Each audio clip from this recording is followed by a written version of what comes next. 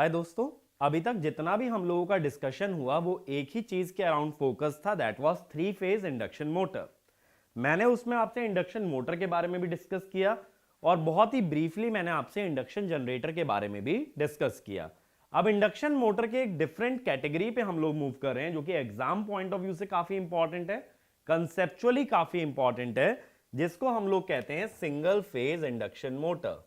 ठीक है, बिल्कुल ही डिफरेंट टॉपिक है, बट हां जितना तुमने इंडक्शन मोटर के लिए कवर किया है उसके काफी कॉन्सेप्ट्स यहां पे भी कैरी ओवर होंगे। तो हम लोग बात करने वाले हैं सिंगल फेज इंडक्शन मोटर, यानी एक ऐसी इंडक्शन मोटर जिसमें कि 3 फेज सप्लाई ना जोड़ी जाए, उसके अंदर सप्लाई सिर्फ रहेगी सिंगल फेज। अब ऐसा कैसे हो सकता है?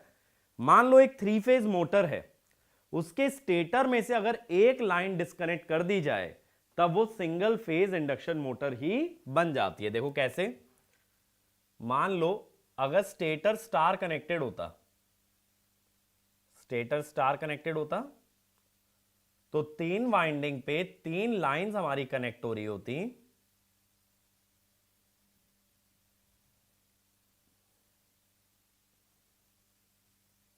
ये एक वाइंडिंग पे एक लाइन गई, ये हमारी दूसरी लाइन गई, इस तरीके से जाएंगे 3 लाइन, 3 फेजेस हो जाएंगे ए बी सी। अब मैं कहता हूं इनमें से कोई एक लाइन या एक सप्लाई को डिस्कनेक्ट कर दें, then it will behave as a single phase induction motor. अब ऐसा कैसे होगा? मान लो सी वाली लाइन डिस्कनेक्ट कर देते हैं, मान लो सी वाली लाइन डिस्कनेक्ट कर देते हैं, तो देखो ये वाली वाइंडिंग तो चली गई जो सी वाली वाइंडिंग है, लेकिन ये जो बी वाली वाइंडिंग है अभी ये कनेक्टेड रह गई। अब देखो ये वोल्टेज V, ये दोनों वायर या ये दोनों वाइंडिंग सीरीज में आ गई। तीसरी वाइंडिंग ओपन होते ही बाकी की दोनों हमारी आ गई सीरीज में। सेम वे में अगर डेल्टा कनेक्टेड होता तो मान लो कि पहले डेल्टा कनेक्टेड मोटर होती, ऐसा मत सोचना डेल्टा में से एक लाइन हटा दूंगा तो ओपन डेल्टा, ठीक है, एक वाइंडिंग नहीं हटा रहे हैं, एक लाइन डिस्कनेक्ट कर रहे हैं। जैसे देखो ये बी आ गया और ये आ गया हमारा सी, ए बी सी। फिर से एक बार सी डिस्कनेक्ट कर दो, क्या बचेगा? सी वाली वायर अगर एक बार डिस्कनेक्ट कर दो, वायर डिस्कनेक्ट करना, वाइंडिंग मत करना, तो क्या होगा? इस टाइप से आ जाएगा ए और बी।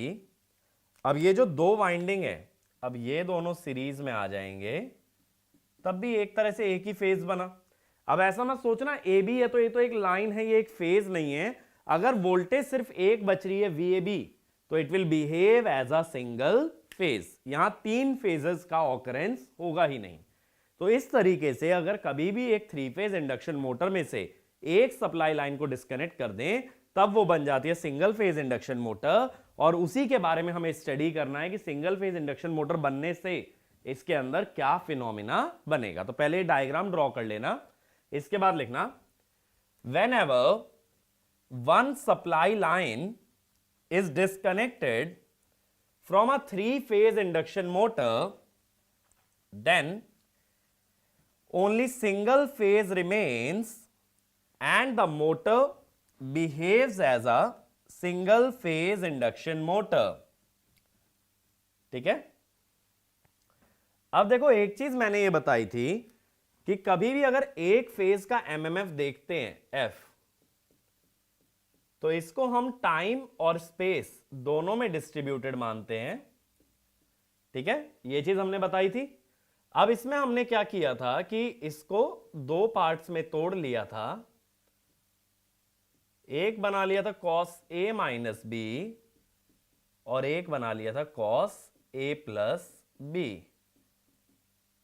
ठीक है, जिसमें मैंने माइनस वाले को बोला था that it is forward rotating और प्लस वाले को मैंने बोला था बैकवर्ड रोटेटिंग। ठीक है, कि एक आगे जा रहा था और एक हमारा पीछे जा रहा था एमएमएफ, तो दो एमएमएफ के पार्ट हो गए थे और दोनों एमएमएफ की स्ट्रेंथ अपनी कितनी है, Fm/2।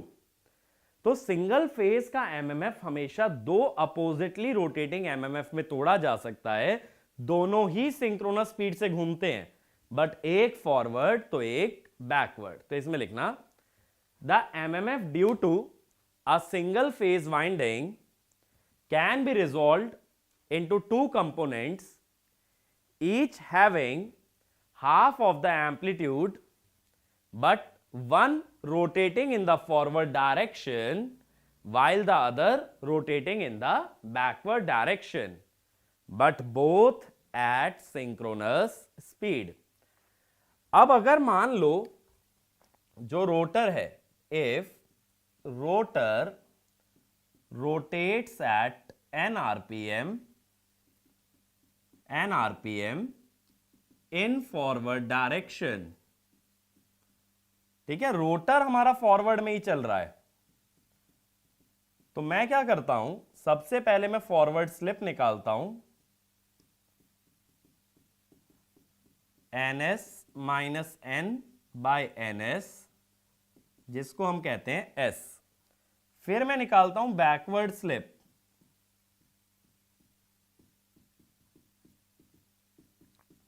बैकवर्ड स्लिप में मैग्नेटिक फील्ड माइनस ns से घूम रही है, रोटर तो अभी भी n से घूम रहा है, और magnetic field again minus ns से। ऊपर नीचे अगर माइनस कॉमन ले लो तो ns plus n by ns, n को लिख लो ns 1 माइनस s,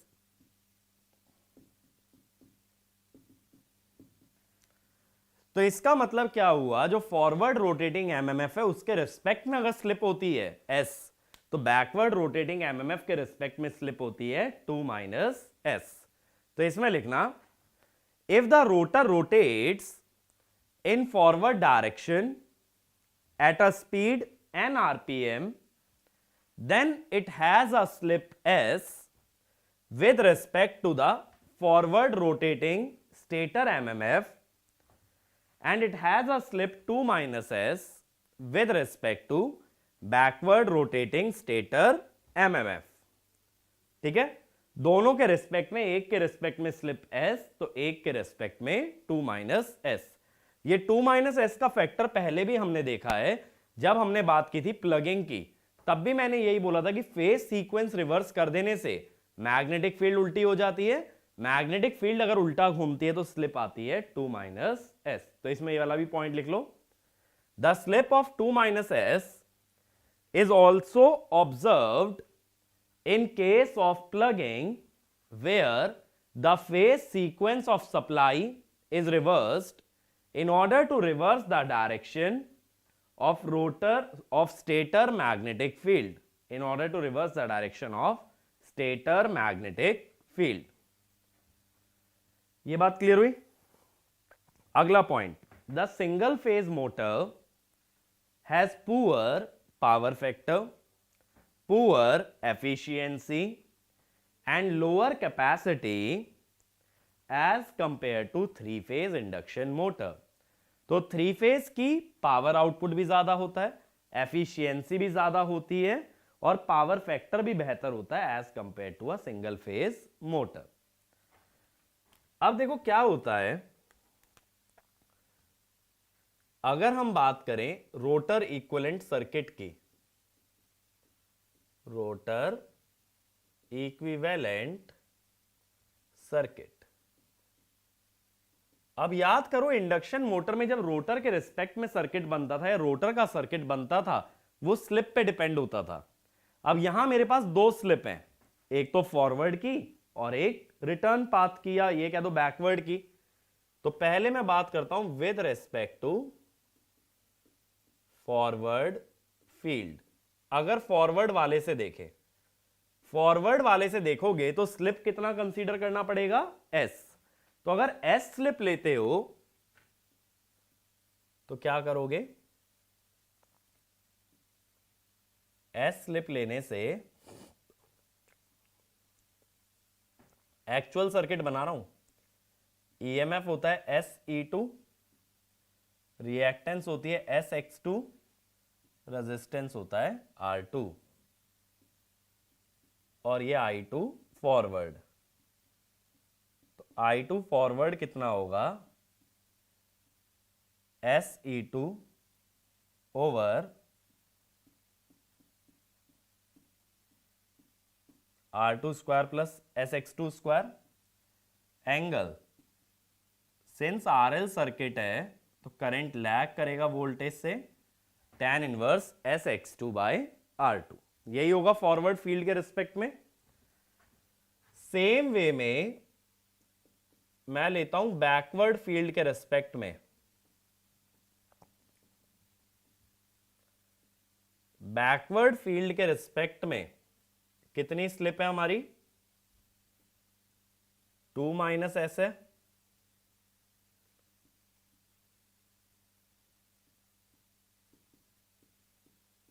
तो रिएक्टेंस भी कितनी होगी, तो यहां जो करंट आएगा that will be I2 backward. तो मैं कहता हूं I2 बैकवर्ड कितना होगा, 2 minus S E2 root over R2 square, 2 minus S X2 square minus tan inverse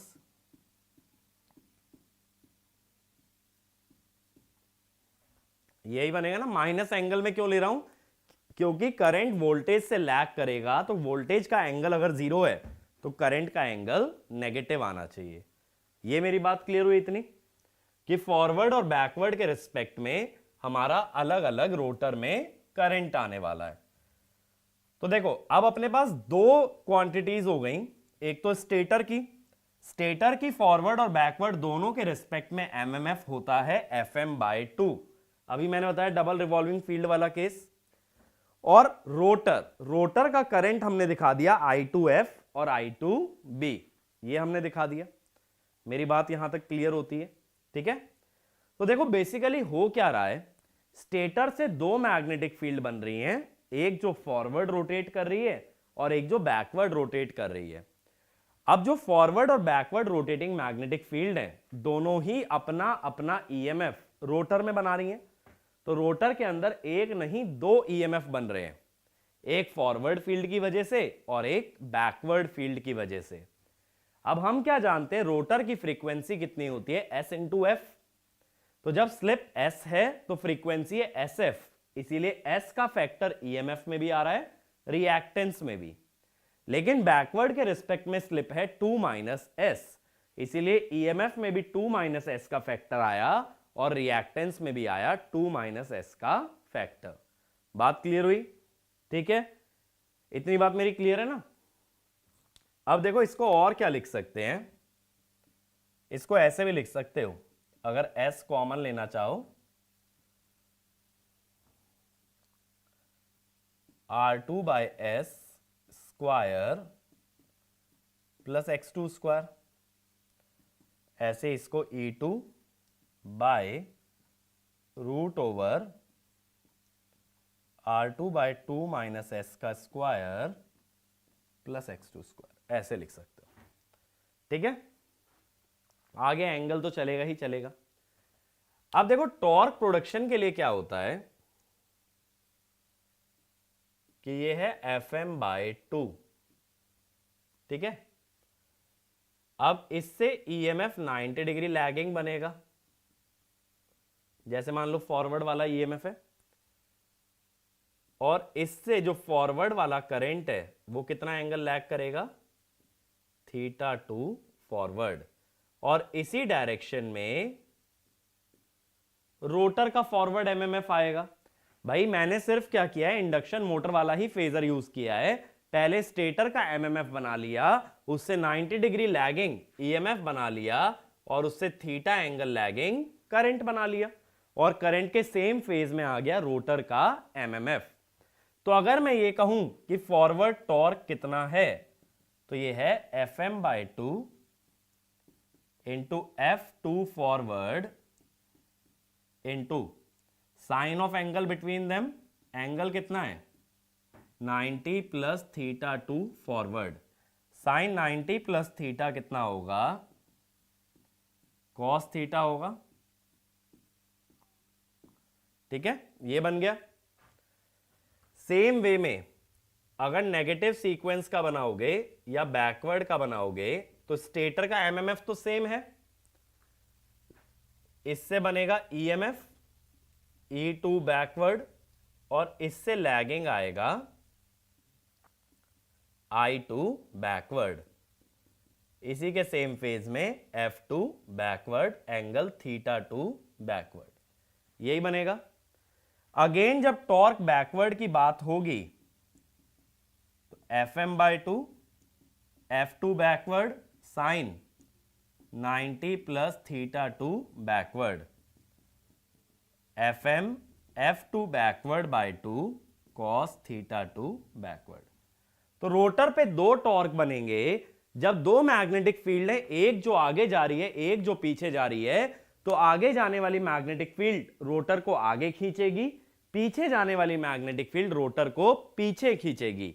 तो रोटर पे दो टॉर्क बनेंगे, फॉरवर्ड और बैकवर्ड। तो इसमें लिखना the forward rotating magnetic field tries to drag the rotor in the forward direction along with the magnetic field, and the backward rotating magnetic field tries to drag the rotor in the backward direction along with the magnetic field. Next point, hence the rotor experiences two torques in opposite direction, one in the forward direction and other in the backward direction, and hence the net torque experienced will be difference of the two torque. ठीक है, will be difference of the two torque. अब देखो ये circuit रब कर दे रहा हूं,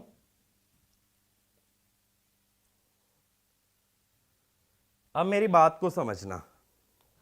मैं कहता हूं एट स्टार्टिंग में हम जानते हैं कि स्लिप 1 होती है, तो 2 माइनस एस भी 1 होगा। स्टार्टिंग में स्पीड 0 होने की वजह से स्लिप 1 आती है, ये तो पता है ना, इंडक्शन मोटर में यूज किया है।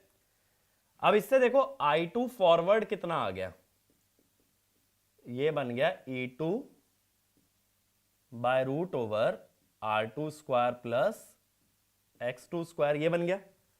2 माइनस एस को भी 1 रख दोगे तो सेम ही इक्वेशन मिल जाएगी I2 बैकवर्ड की भी। भाई ये बात समझ आ रही है, S को 1 रखा तो ये बचा R2, 2 माइनस एस को भी 1 रखा तो ये भी बचा R2। θ2 फॉरवर्ड देखो, एंगल ये रहा करंट का, S को 1 रखोगे तो tan inverse X2 by R2, 2 minus S को भी 1 रखोगे तो यही बनेगा tan inverse X2 by R2। तो θ2 forward will be equal to θ2 backward. अगर रोटर में फॉरवर्ड और बैकवर्ड के करंट इक्वल हैं तो फॉरवर्ड और बैकवर्ड के एमएमएफ भी इक्वल ही होंगे। एमएमएफ N इंटू आई तो होता है, तो अगर करंट बराबर है तो एमएमएफ भी बराबर और थीटा भी बराबर। एमएमएफ बराबर थीटा बराबर तो दोनों टॉर्क भी बराबर।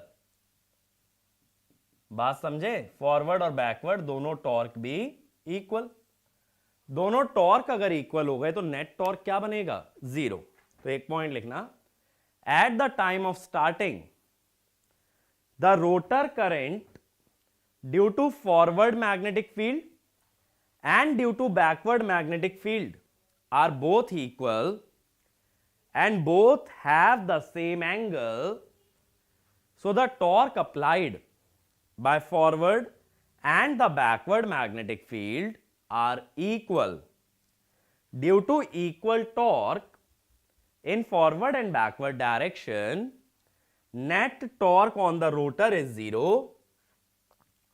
So starting torque in single phase induction motor is 0. Starting torque on single phase induction motor is 0. यानी स्टार्टिंग में सिंगल फेज इंडक्शन मोटर में कोई टॉर्क ही नहीं बनेगा। अगर स्टार्टिंग में कोई टॉर्क नहीं बना तो ये मोटर स्टार्ट नहीं हो पाएगी, या ये कह दो single phase induction motor is not self starting. तो ये वाला पॉइंट भी लिखो, hence a single phase induction motor is not self starting. बात क्लियर हुई? इतनी मेरी बात क्लियर है? ये क्लियर है स्टार्टिंग टॉर्क जीरो कैसे मैंने डिराइव किया है? तो मैं दो कॉन्सेप्ट्स को लेके चल रहा हूं, रोटर करंट और पावर फैक्टर, और एक टॉर्क का फॉर्मूला जो कि हम इंडक्शन मशीन में पहले ही कवर कर चुके हैं। अब मान लो मोटर फॉरवर्ड डायरेक्शन में घूम रही है।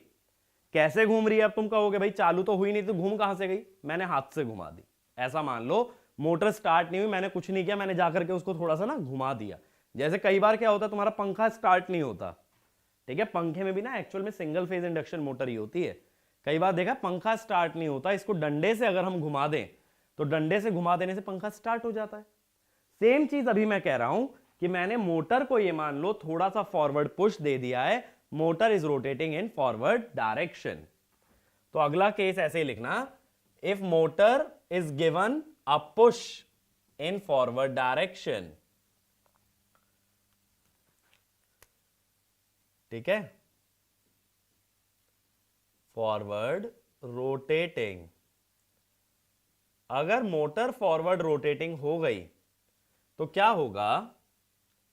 स्लिप हो जाएगी 1 से छोटी, तो 2 माइनस एस हो जाएगा 1 से बड़ा। यही होगा, slip will be less than 1 and 2 minus S will be greater than 1। ये बात हो गई। अब अगर ऐसा हो गया तो क्या होगा? मुझे टॉर्क निकालने के लिए करंट इंटू कॉस थीटा देखना है। ना तो सिर्फ करंट देखना है, हमें एमएमएफ इंटू कॉस थीटा देखना है करंट निकालने के, सॉरी टॉर्क निकालने के लिए। अब देखें जरा, I2F cos theta 2F, cos theta कितना होगा? R by Z. R by Z अगर होगा तो देखो क्या हो जाएगा,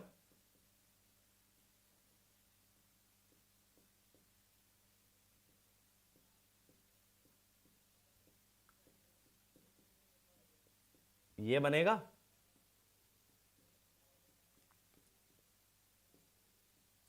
I2 cos थीटा 2 करोगे ना? नहीं तो ऐसे सोच लो, जैसे टॉर्क का एक्सप्रेशन तुमने इंडक्शन मशीन में पढ़ा ही है, सेम उसी वे में चल रहा है।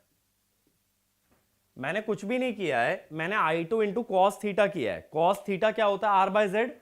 R की जगह लिखोगे R बाय एस और Z की जगह root over R by S का स्क्वायर प्लस एक्स स्क्वायर। अब स्लिप कम हो जाने से ये R2 बाय एस का फैक्टर बढ़ जाता है, तो यहां फॉरवर्ड टॉर्क, तो हम कह देते हैं स्लिप कम हो जाने से I2F cos theta 2F will become greater then I2B cos theta 2B। ठीक है, अगर ऐसा हो जाता है तो forward torque will become greater then the backward torque. ठीक है, अभी मैं शुरुआत की बात कर रहा हूं जहां पे कि स्लिप की वैल्यू 1 से जस्ट छोटी है, 1 से जस्ट छोटी है। चलो तो और आगे के अप्रोक्सीमेशन समझा देता हूं। ये वाला पार्ट तो क्लियर है ना? अगर ये क्लियर नहीं हो रहा कि मैं डायरेक्ट कैसे लिख रहा हूं, समझाता हूं। ये वाला पार्ट अब मैं रब कर दे रहा हूं, तो दोबारा समझना थोड़ा सा। मैंने बोला टॉर्क निकालने के लिए ना करंट चाहिए ना सिर्फ थीटा चाहिए, दोनों चीजें चाहिए, क्योंकि यहां F2F भी देखना और cos थीटा 2F भी देखना है। तो इसीलिए मैंने करंट इंटू cos थीटा कर लिया। cos थीटा को सिर्फ मैंने लिखा है R बाय Z। ठीक है, अब मेरी बात समझना, एट S क्लोज टू 1, अब S 1 नहीं है लेकिन 1 के अभी करीब है, R2 by S is much less than X2। ठीक है, R2 by S is much less than X2।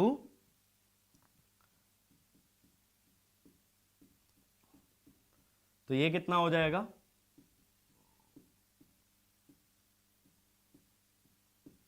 नीचे से अगर R2 बाय S को इग्नोर कर दोगे तो अपॉन X2 स्क्वायर आ जाएगा। अब ये स्लिप कम हो रही है, स्लिप कम होने से ये टॉर्क या ये टर्म बढ़ रही है, यही मैंने लिखा भी है। सेम चीज यहां कर लो चाहो तो, सेम चीज अगर यहां करोगे कि डिनोमिनेटर में से रेजिस्टेंस को इग्नोर कर दोगे,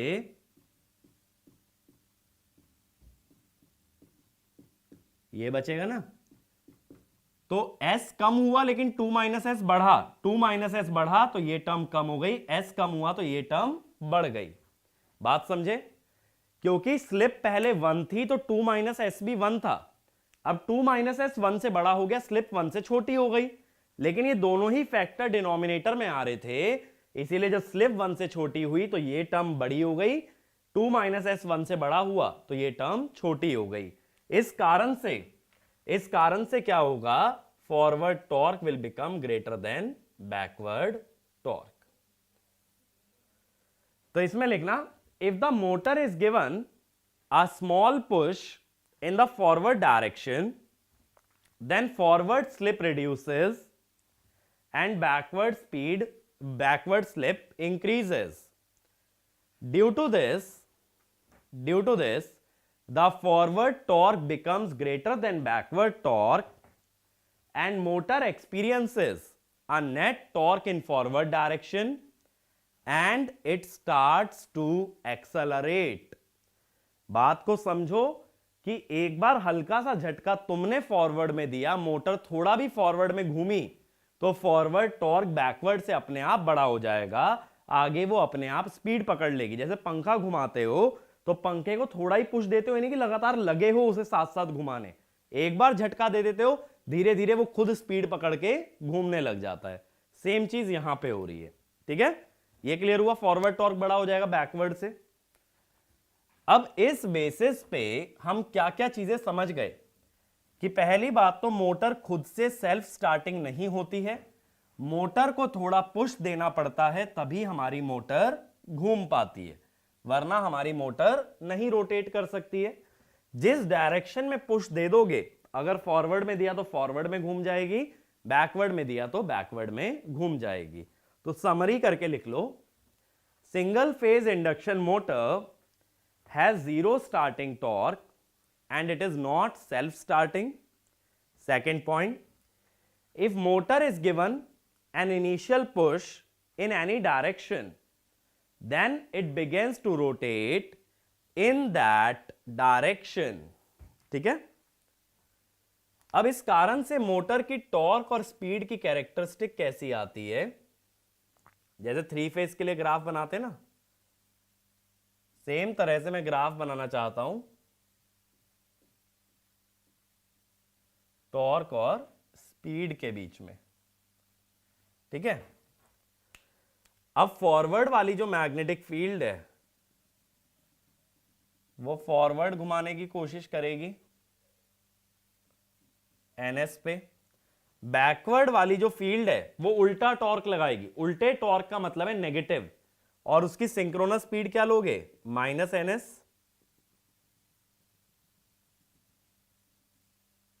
इस टाइप से आएगा। स्टार्टिंग पे फॉरवर्ड और बैकवर्ड दोनों टॉर्क बराबर हैं तो रिजल्टेंट टॉर्क 0 आएगा, 0 स्पीड पे टॉर्क 0 आएगा। पॉजिटिव प्लस नेगेटिव वैल्यू कम आएगी, ठीक है? ऐसे ही पॉजिटिव प्लस नेगेटिव वैल्यू कम आएगी। तो ये ग्राफ फर्स्ट और थर्ड क्वाड्रेंट में एग्जैक्टली सेम बनेगा, यानी मोटर फॉरवर्ड भी घूम सकती है, मोटर बैकवर्ड भी घूम सकती है। इनिशियल पुश फॉरवर्ड दिया तो आगे घूमेगी, बैकवर्ड दिया तो पीछे घूमेगी। तो इसमें लिख लेना, the torque slip characteristics of single phase induction motor is identical in first and the third quadrant, so it depends in which direction motor is being pushed, as it will continue to rotate in that particular direction, in that particular direction। बात मेरी समझे, ठीक है? अब इसके बाद हम बात करते हैं इक्विवेलेंट सर्किट की। इक्विवेलेंट सर्किट इक्विवेलेंट सर्किट बनाते हुए पहले हम बात करते हैं स्टैंड स्टिल की। स्टैंड स्टिल में तो देखो स्लिप ले लो या 2 - s ले लो, दोनों ही वैल्यूज क्या आएंगी 1। तो इसमें लिखना at stand still that is rotor speed equal to 0, s equal to 1 and 2 - s equal to 1। तो circuit similar to 3 phase induction motor आता है। मैंने बताया था ना 3 फेज इंडक्शन मोटर में भी आरसी इग्नोर कर देते हैं।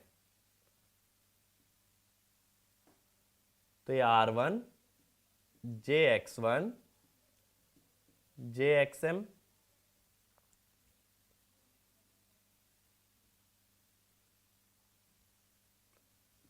JX2 डैश R2 डैश, ये सर्किट बनेगा। अब देखो ये जो JXM वाली ब्रांच है और ये R2 JX2 वाली जो ब्रांच है, ये दोनों किस में है? पैरेलल में है, यानी दोनों के अंदर वोल्टेज होगा सेम। तो मैं क्या करता हूं, इन दोनों ब्रांचेस को ना दो दो पार्ट में डिवाइड कर देता हूं। ये चीज ध्यान देना, ये मैंने दो पार्ट में डिवाइड कर दिया मैग्नेटाइजिंग रिएक्टेंस को। ऐसे ही इधर वाली इंपीडेंस को भी दो पार्ट में डिवाइड कर दो।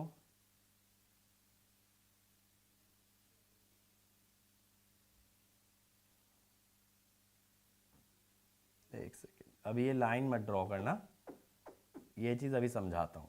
तो ये क्या है? JXM/2 JXM/2, ये JX2-2 R2-2 JX2-2 R2-2 R1 JX1। अब देखो अगर दोनों ब्रांचेस के अक्रॉस, इसके अक्रॉस V वोल्टेज था तो दूसरी ब्रांच के अक्रॉस भी क्या था? V। दोनों ब्रांच को दो दो पार्ट्स में डिवाइड कर दिया और बराबर डिवाइड किया है, इक्वल डिवीजन किया है। तो आधी आधी ब्रांच के अक्रॉस वोल्टेज कितना होगा? V/2। अगर इस पूरी ब्रांच में V है तो इसके दो इक्वल पार्ट्स में कितना बटेगा? V/2। इस पूरी ब्रांच में V है तो इसके दो इक्वल पार्ट्स में कितना बटेगा? V/2। यानी नीचे वाले के अक्रॉस V/2, इसके अक्रॉस भी V/2। तो इसीलिए जब दोनों सेम पोटेंशियल पे हैं तो we can draw a line. ठीक है, तो इसमें लिखना the magnetising reactance and the rotor impedance both have the same voltage as both are connected in parallel. And now if each branch is divided into two equal parts, their parts will also have same voltage and hence will have same or will be at same potential. अब मैं आगे क्या करता हूं कि running condition की मैं बात करता हूं। रनिंग कंडीशन में होगा क्या कि एक स्लिप हो जाएगी S और दूसरी स्लिप हो जाएगी 2 - s। और ये हम पहले से जानते हैं इंडक्शन मोटर जब से हमने पढ़ा है कि जब कभी सर्किट को स्टेटर की साइड पे ड्रॉ किया जाता है तो स्लिप का फैक्टर हमेशा R2 में दिखाते हैं, X2 में नहीं।